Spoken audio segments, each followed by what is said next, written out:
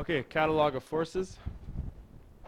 The first one is the most important one, is the net force. I just want you to think about if I had my child pulling me on one arm for 50 newtons and my wife pulling me on my other arm for 60 newtons, which way am I going to go?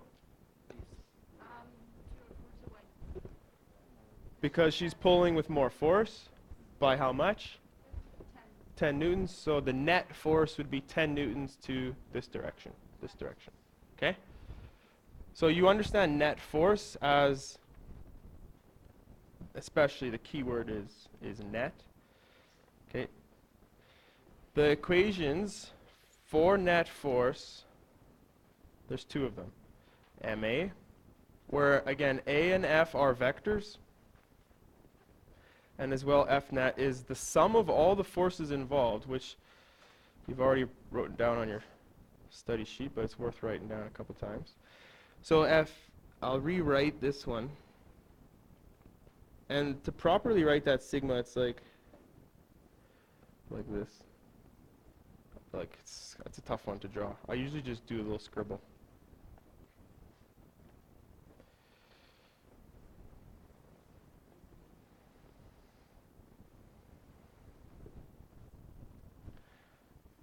Okay, so this is sigma. It just means sum. So all the forces added up. So like if I was back to that example, what are all the forces pulling on me? Got my kid pulling on me, got my wife pulling on me. How many forces? Two of them. So it's F1 plus F2.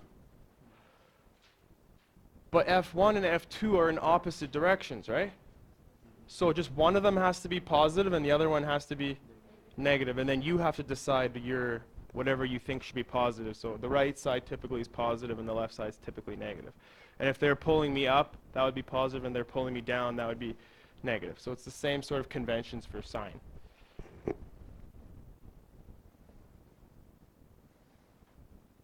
Okay, M is mass. What unit is mass measured in? Kilograms. And just careful, this is not weight. Just clarify that right at the beginning. Your mass is not your weight. If I went to the Mars, my mass would be the same mass. If I went to Jupiter, it's the same mass, but my weight will change. Weight is based on a gravitational force. Okay, and then A is acceleration. And then this is the key.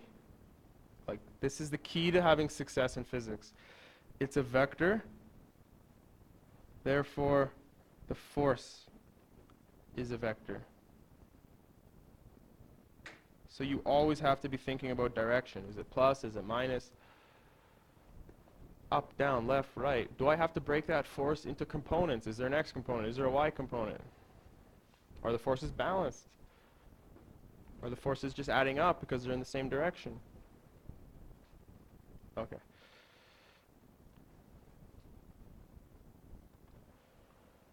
Okay, normal force. This one is Fn.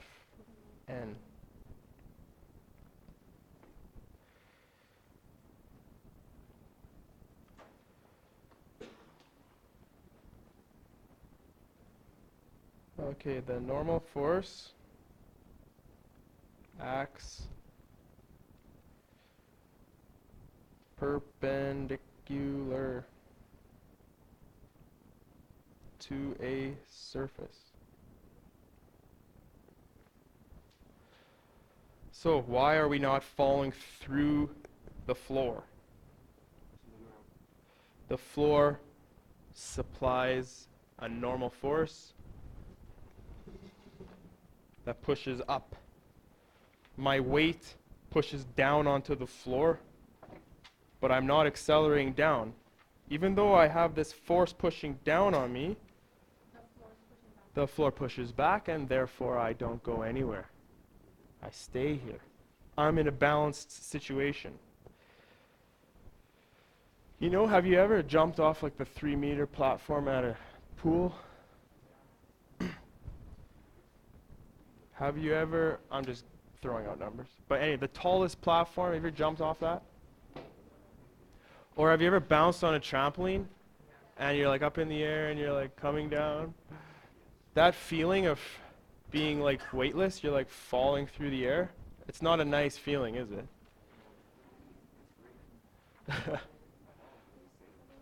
Or like, have you ever done this? You're going to sit down on a chair and someone pulls the chair out on you. Yeah. And you're just like, oh my gosh, I have no control. It's not a nice feeling, right? So what human beings love is the normal force. The normal force is what you feel as your weight. The push back from the floor, that's what you feel. Because like if you're falling through the sky, or if you're standing on this floor, is your weight the same on Earth? Whether you're falling through the air or standing on this, is your weight the same? But what's that feeling of security for human beings? It's this normal force, that it's the push back. The normal force is so amazing, but we all take it for granted. Now, the floor, the water bottle on the table, those are all very common examples. And I'll just do like a quick diagram, like this one here. Where the force of gravity pushes down, the force of normal balances it pushing up. This picture here. Students think that that's the only possibility. But what about this one? I'm leaning on the door. Why don't I fall through the door? I apply a force on the door applies a force back. That's equal and opposite. That's Newton's third law.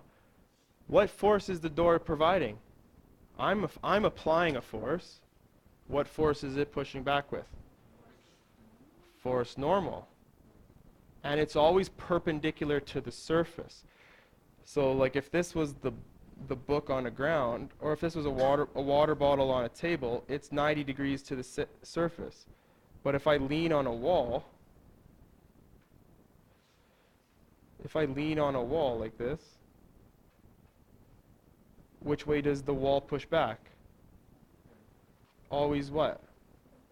Perpendicular. Good. Perpendicular. That's the key word there. Perpendicular to the surface. Have you guys ever gone to K-Days? Have you ever rode the Gravitron? You stick to the wall. Yeah, and then the crazy dudes are like climbing up the wall, trying to mess with stuff, right? You ever see that? They're crawling around. The Gravitron is what happens on the International Space Station. They create artificial gravity by rotating, and it's the centripetal force. And what ends up happening is you get this normal force off the surface. So like you're stuck to the wall like this. Like how are you not falling? Yeah, so there is some sort of perpendicular force to the surface. Okay, so that's the key there. Perpendicular, that's the key. Perpendicular to a surface. Well, Amran, I'll leave this here for 2 seconds. You got this. Because you know what? You're a nice girl, and I want to help you.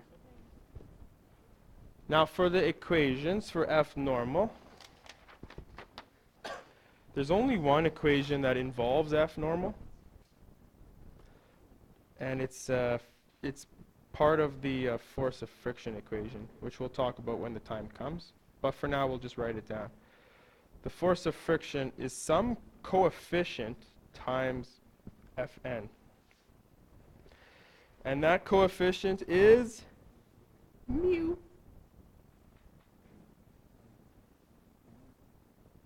It's just a Greek letter. It's a U with a tail. Mu. Mu. So, if you're in Math 20-2, you actually saw that yesterday, so that's kind of weird.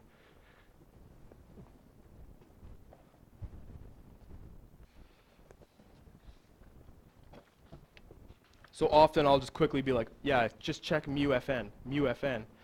Because when we work with force of friction, that's the one you got to use, mu Fn.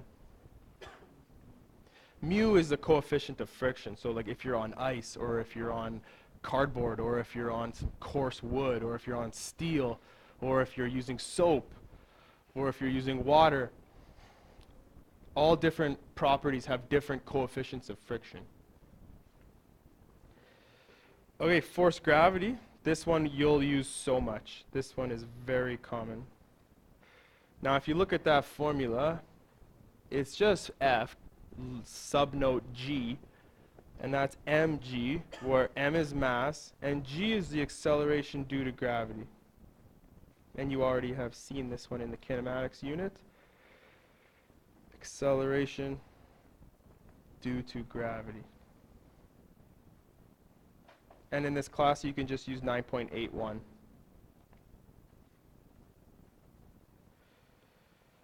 Okay, so 9.81 meters per second square, or 9.81 newtons per kilo. Yeah, very nice. It's a newton per kilogram. And then when we talk about a force acting as a field, we'll use this newtons per kilogram. When we talk about like falling objects and their rate of change, we talk in meters per second square.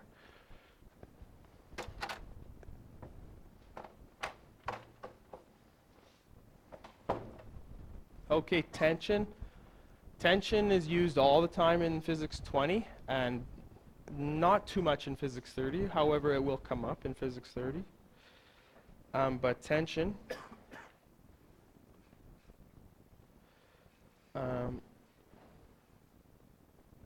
F capital T, or in some cases I just use T.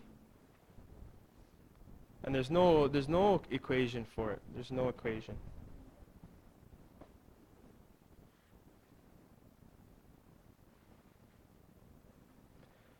Like specifically for specifically. There's no equation for it. And it's a force applied through a cable or a rope or a string.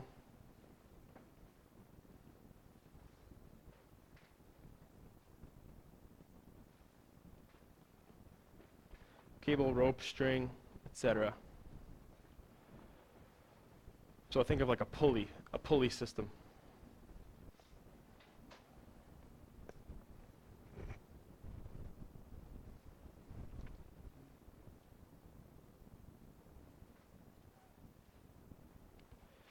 Two more to go.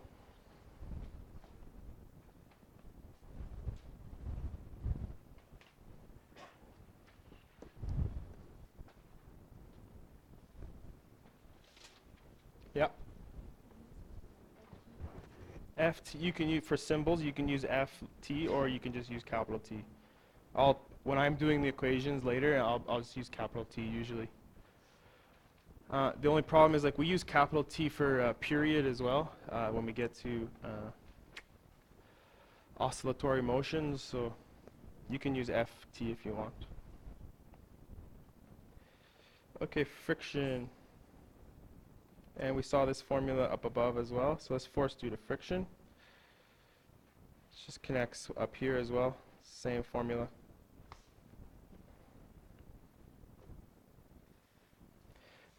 Here, I'll describe mu for you here. Coefficient of friction. And it's usually between 0 and 1.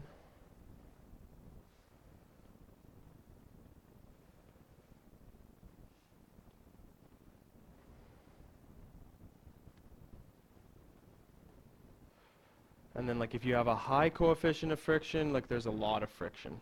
If you have a low coefficient of friction, there's not a lot of friction. And friction is like the resistance to motion of a surface.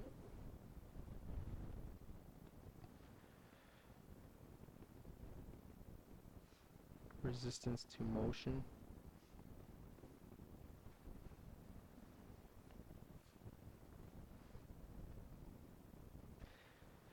And it's a I'm going to put this in here because it's pretty important.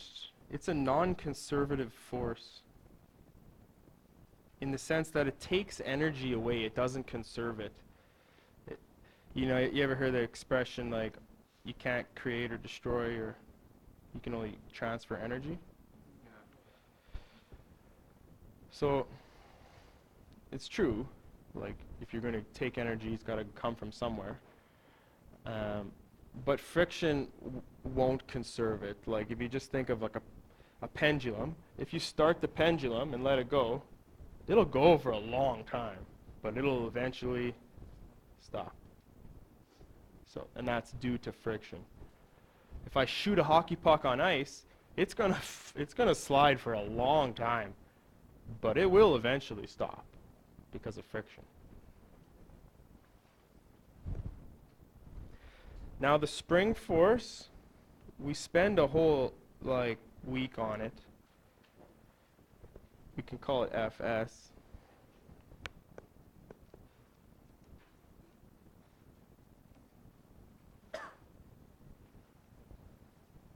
Just trying to find it on your data sheet.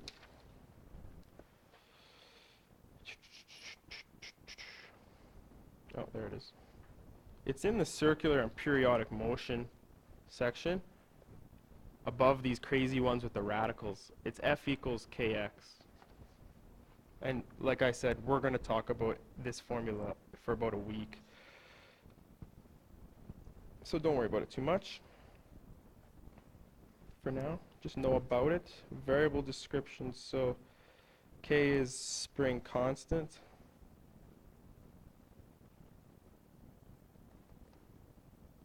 X is displacement.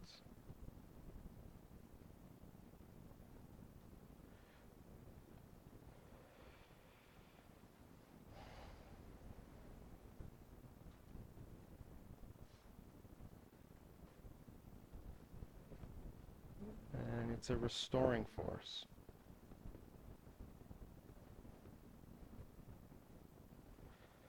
A restoring force just means it restores it back to where it was. So if I push a spring in and then let it go, it'll want to snap back to where it was. And then as it expands past where it should have been, it'll snap back to where it wants to be. And then as it compresses in, it'll snap back to where it should have been, and back and forth until the friction stops it. And it goes just to its equilibrium. So the spring force is a restoring force, and again, we'll talk more about that when the time comes. The start of this unit, though, we spend all this time on net force, normal force, weight, and tension, for sure, and friction, these 5. You won't have the spring force on the dynamics test.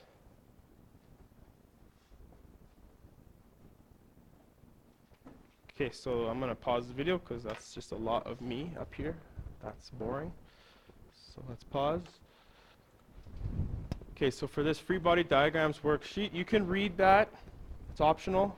Maybe you want to read it before you write your test or something. But for now, I just want you to look at these pictures. I just want you to analyze the arrows and just don't even look at the number. Well, you look at it as a whole system.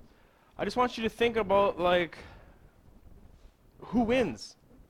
Up versus down. Who wins? 12 versus 8. Who wins?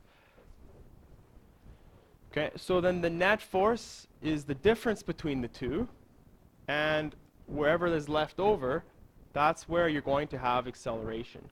So if there's 400 newtons left over up, then that's where it's going. Okay, so that would be like if you had a bucket that had a certain amount of weight, and somebody or some machine or something was pulling with more force through a rope, because it says tension, or a cable or a string, so that the force that you're pulling with had more force than the weight of the bucket, and so therefore the bucket is going to go up. And it's going to accelerate up, because an unbalanced force will accelerate. And that's the key physics understanding. So right here. So this would be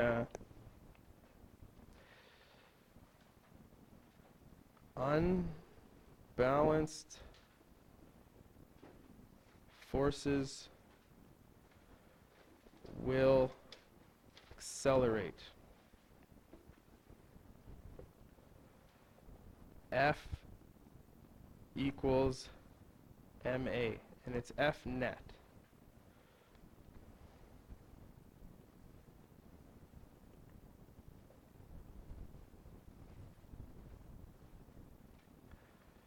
And another way of thinking of this is, what's the formula for A?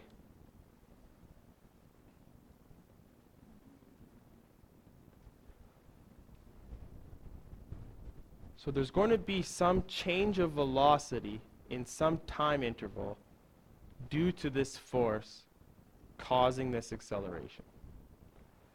Okay, so delta V over T, where V, A, and M, pardon me, V, A, and F are all vectors. V, A, and F are all vectors. So if the net force is 400 newtons up, your acceleration will be up.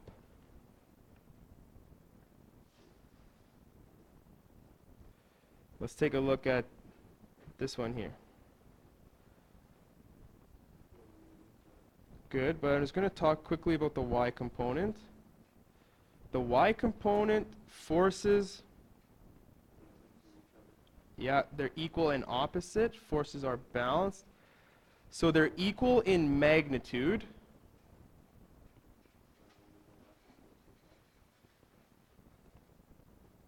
Equal in magnitude, but opposite in direction, which you can shorthand say equal and opposite. So when I say equal and opposite, what I mean is that they have the same size, but in the opposite direction. That's the equal and opposite. So in the y component, because the forces are balanced, what could you say about the acceleration in the y component? Very nice. Ay is 0. That's key. But what about in the x component? Right. But in the x component, ax is not 0. This thing will accelerate. And in which way? Left.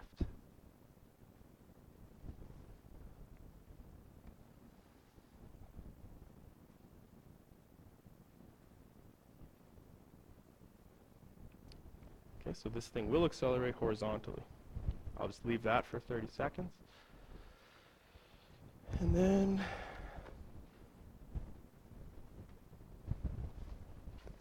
is there some actual calculations, or is it all free body diagrams?